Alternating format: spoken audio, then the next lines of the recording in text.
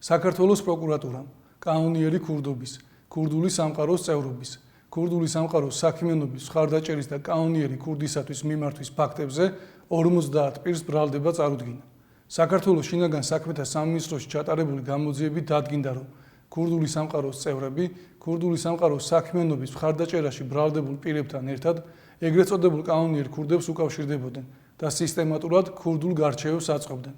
ბრალდებულები როგორც ეგრეთ წოდებულ კანონიერ ქურდებთან ერთად, ისე დამოუკიდებლად მოქალაქეებს შორის არსებულ ფინანსურ და კრიმინალურ დავებს განიხილავდნენ. იღებდნენ მათთვის სასურველ გადაწყვეტილებებს, რომლის შეუსრულებლობის შემთხვევაში მოდავე მხარეებს ფიზიკური ანგარიშსწორებით და სიცოცხლის მოსპობით ემუქრებოდნენ. ასევე ბრალდებულთა ნაწილი თბილისის სხვადასხვა უბანში კონკრეტულ პირებს არჩევდნენ.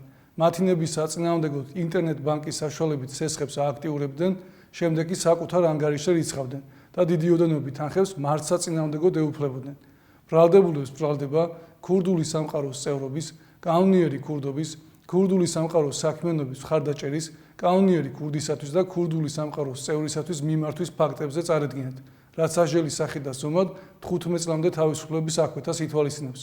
პროკურატურა ბრალდებულებისათვის აღკვეთის ღონისძიების სახით პატიმრობის გამოყენების შუამდგომლობით სასამართლოს კანონით დადგენილ ვადაში მიმართავს.